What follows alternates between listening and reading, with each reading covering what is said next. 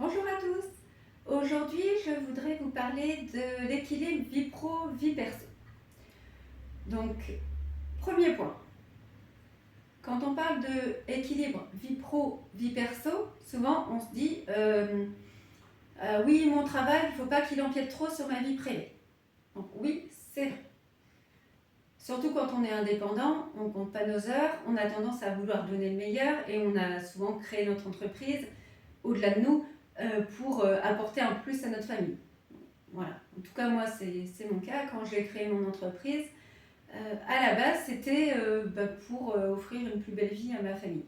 Bon, au final, je me suis recentrée sur moi et mes propres projets. C'est ce qu'il faut faire à un moment donné, parce qu'on ne crée pas une entreprise pour les autres, on la fait pour soi. Mais au départ, moi, j'étais comme tout le monde. Je me suis dit, je vais créer mon entreprise parce que je veux être plus dispo pour ma famille et avoir de l'argent, et enfin, tous les rêves qu'on a quand on crée notre boîte.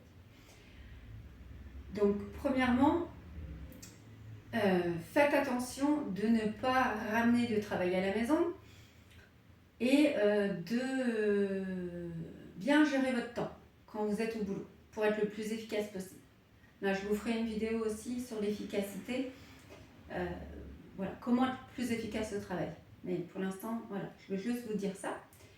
Deuxièmement, une chose à laquelle on ne pense pas, ne ramenez pas votre famille ou votre vie privée à votre boulot. J'ai toujours en tête, moi, d'une amie qui aimait tellement sa famille que quand elle bossait, en fait, elle avait des coups de fil de ses enfants, de son mari, et du coup, elle se sentait coupable d'être là, alors qu'elle aimait son boulot. Et ça la mettait dans un état comme si on la découpait en deux.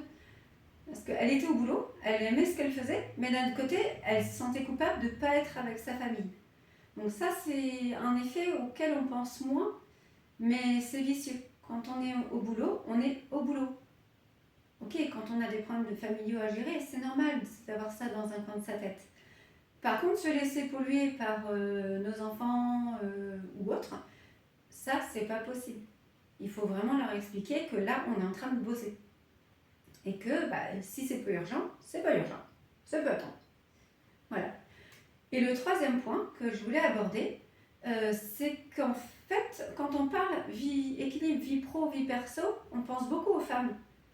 Bah ouais, comment tu fais toi avec ton entreprise ou ton job à temps plein et ton mari et tes enfants et ton ménage et puis les courses et tout ça.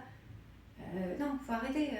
Déjà, les hommes aiment autant leur famille que les femmes. Il n'y a pas plus, c'est pas parce qu'on est maman qu'on aime plus ses enfants que quand on est papa.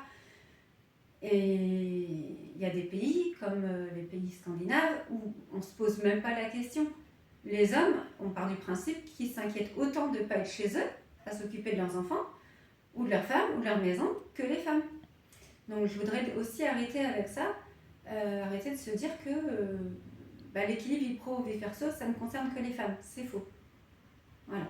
Donc je voudrais un peu casser ça. Et puis, j'ai envie de dire aussi que l'équilibre dépend de la vie de chacun.